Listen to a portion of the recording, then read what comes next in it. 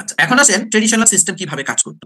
আমার একটা centralise system ছিল, তার সাথে একটা রিলেশনাল ডাটাবেস ব্যাকএন্ডে কানেক্টেড, সামনে ইউজার ডাটাবেস ইউজ করতেছে, স্বাভাবিক সিস্টেম ছিল একসময় 30 বছর আগে 25 বছর আগে। কিন্তু এই সিস্টেমে মানুষ দেখতেছে 3V আসলে আর পারা যায় না। Traditional approach works well when less volume of data এবং লিমিটেড প্রসেসর, বাট আপনার যখন হিউজ ভলিউম ডিফারেন্ট জেনারেট হওয়া ডেটা আসবে, তখন কিন্তু সিস্টেম লাগে, সেটা হচ্ছে বিগ ডেটা সিস্টেম। তাহলে বিগ ডেটা একটা বুদ্ধি ম্যাসিভলি প্যারালাল প্রসেসিং করে ডেটাগুলোকে ম্যানেজ করা হয়। এখন আসেন ম্যাসিভলি প্যারালাল প্রসেসিং যারা করে তারা কারা? তারা তো কম্পিউটার সিস্টেম, রাইট? আপনি ধরেন একটা আপনার অর্গানাইজেশনের বিগ বিগ ডেটা সলিউশনটা নিতে চান, যে আপনার কেন নিতে চান? আপনি অ্যানালাইসিস করে দেখছেন আপনার ডেটার পরিমাণ হিউজ, আপনার ভ্যালুসিটি অনেক বেশি, ডিফারেন্ট ভ্যারাইটিস এর ডেটা নিয়ে, তখন আপনি কি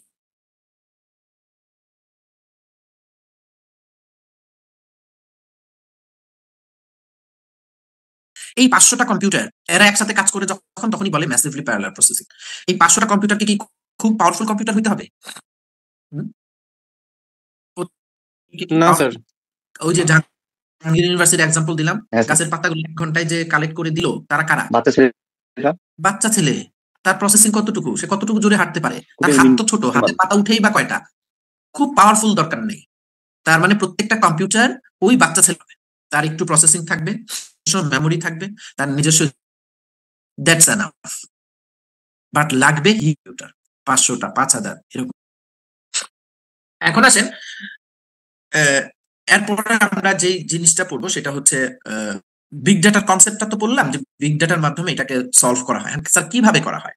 এর জন্য আজকের second short reduce. Map reduce হচ্ছে একটা অ্যালগোরিদম। অ্যালগোরিদম কাকে বলে? দেখি বলেন তো একজন, অ্যালগোরিদম কাকে বলে? এর জন্য আমরা যেই প্রসেস করি স্টেপ একটা বাই প্রসেসের স্টেপ মাধ্যমে, প্রসেস, জি step by step by step যে প্রসেসটা আমরা ইউজ করি পার্টিকুলার একটা প্রবলেম সলভ করার জন্য, সেটাকে অ্যালগোরিদম বলে। ম্যাপ রিডিউস হচ্ছে খুব সিম্পল একটা, যার মানুষ পড়ছিল 3V, সেই 3V কে ম্যানেজ করে। কেমনে ম্যানেজ করে? ম্যানেজ করে ম্যাপ রিডিউস। এখানে দুইটা টুকরা, ম্যাপ আর রিডিউস। ম্যাপ মানে হলো আপনার কাছে যে ডাটাগুলো আসছে, ডাটা আপনার কাছে আসছে, আপনি অনেকগুলো ওয়ার্ক স্টেশনের মধ্যে, আপনি ছোট ছোট কম্পিউটারের মধ্যে আপনি এগুলোকে ভাগ করে দিবেন। আপনার কাছে মনে হইলো যে এই গাছের পাতাগুলাকে আমার কালেক্ট করতে হবে, আপনি গাছের পাতাগুলা দেখে অ্যানালাইসিস করে আপনার মনে হইলো আমার 10টা ছেলে লাগবে। এই 10টা ছেলের মধ্যে কাজটা ভাগ করে দেওয়াটাই হচ্ছে ম্যাপিং। কথা বুঝাতে পারছি? তাহলে এই ভাগ করে কে অ্যাসাইন করলো? কে অ্যাসাইন করলো? কথা বলে না। বিগ ডাটা অ্যাসাইন করছে নিজেও একটা কম্পিউটার। হ্যাঁ, সে যে কম্পিউটারটা এই জিনিসটাকে নজরদারি খবরদারি করে আর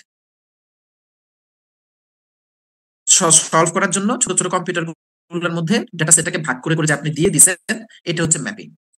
এখন আপনার এই ছবি অনুযায়ী কম্পিউটারকে এই কাজটা দেওয়া হয়েছে, দেখেন তো 6টা কম্পিউটারকে পাওয়া গেছে। এই 6টা কম্পিউটারকে, এই 6টা কম্পিউটারকে আপনি, তারা প্যারালালি কাজ করবে। এখন কাজ করার পর প্রত্যেকে গুলা কালেক্ট করে যে তাদেরকে দায়িত্ব দিছে তার কাছে আসে। এই মাঝখানে লেয়ারটা ভুলে যান, এটা আপাতত বাদ।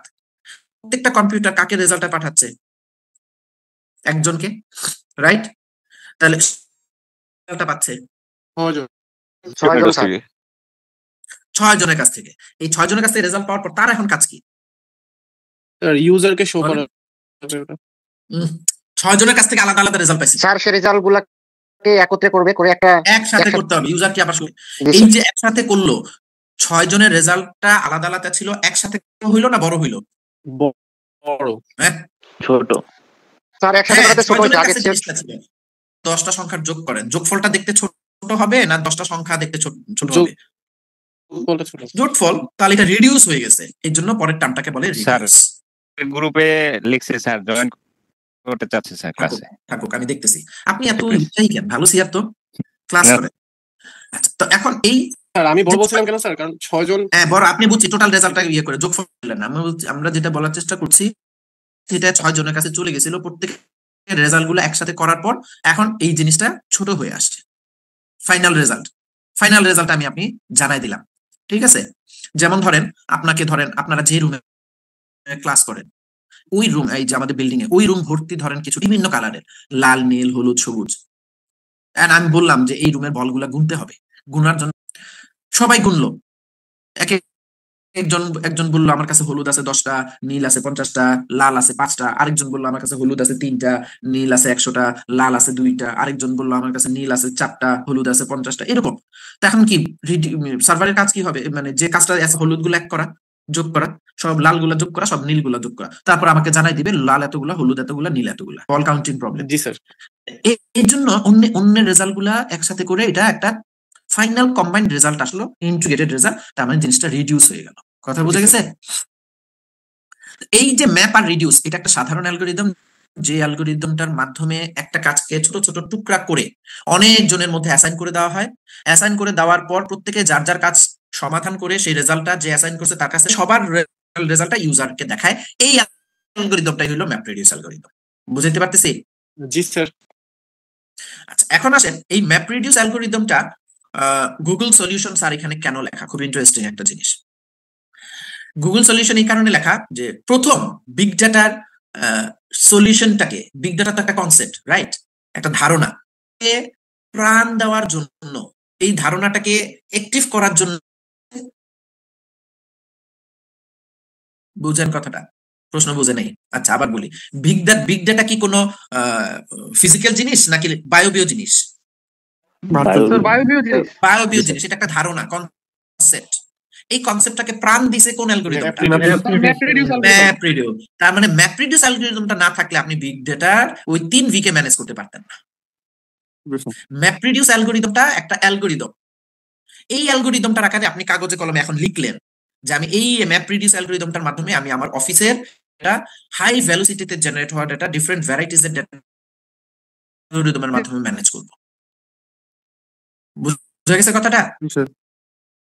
এখন গুগল কি করছে, যখন মানুষ এই 3V এর সমস্যায় পড়ছে, প্রথম দিকে যারা ম্যাপ রিডিউসটাকে সলিউশন হিসেবে নিছে, বিগ ডাটা কনসেপ্টটাকে ইমপ্লিমেন্ট করতে গিয়ে ম্যাপ রিডিউস অ্যালগরিদমকে ডাক দিছে, তাদের মধ্যে প্রথম ব্যক্তি হচ্ছে গুগল। এর জন্য আজকে গুগলের সার্চ ইঞ্জিন দুনিয়াতে এত পপুলার। বুঝাইতে গেছে? এই গুগল প্রথম এটা সলিউশনটাকে নেয়, ম্যাপ রিডিউস অ্যালগরিদম। জিনিস ক্লিয়ার করেন, what is big data and what is map reduce. দেখি একজন বলেন তো, বিগ ডাটা কি আর ম্যাপ রিডিউস কি? স্যার বিগ ডাটা হচ্ছে একটা টেকনিক ভেরি গুড, 3টা V কে সলভ করে। Very good. আর map reduce, big data map রিডিউসের মাধ্যমে অ্যালগরিদম পার্টিকুলার প্রবলেমটা সলভ করে। ওই টেকনিকটাকে ইমপ্লিমেন্ট করার জন্য যে অ্যালগরিদমের সাহায্য নেয় সে হচ্ছে ম্যাপ রিডিউস। এখন ম্যাপ রিডিউস তো একটা অ্যালগরিদম। অ্যালগরিদম মানুষ কোন ভাষায় লেখে? ইংরেজি ভাষা, বাংলা ভাষা, যার নিজের ভাষায়, রাইট? এই অ্যালগরিদমটাকে এখন তো প্রোগ্রাম করতে হবে না? জি স্যার। নাকি? প্রোগ্রাম না করলে তো আর আলটিমেট লাভ নাই। যতই আপনি অ্যালগরিদম বাই করেন, কম্পিউটার ভিতরে তো এটা দিতে হবে। এমন ভাবে এটাকে, এই কনসেপ্টটাকে কোড করে ইমপ্লিমেন্ট করতে হবে যেন আপনি একটা নেটওয়ার্ক সিস্টেম তৈরি করবেন, এখানে 10টা কম্পিউটার, তার মধ্যে একজনকে বস রাখবেন আর 9 জনকে তার আন্ডারে রাখলেন। ওই বস অলওয়েজ যে কোনো প্রবলেম 9 জনকে দিয়ে করাবে, বাস ম্যাপ রিডিউস হয়ে গেল। এই যে আপনি ম্যাপ রিডিউস অ্যালগরিদমটাকে ইমপ্লিমেন্ট করবেন, ইমপ্লিমেন্ট করার পর যে ফ্রেমওয়ার্কটা দাঁড় হইছে, কোডের ভার্সন, সেই ভার্সনটাকেই বলে হাডুপ।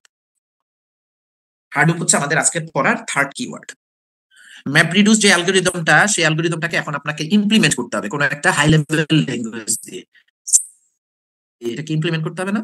এই ইমপ্লিমেন্ট করা কোড অলরেডি বানানো আছে, সেই কোডটাকেই বলে হাডুপ। হাডুপ হচ্ছে একটা সফটওয়্যার বলতে পারে।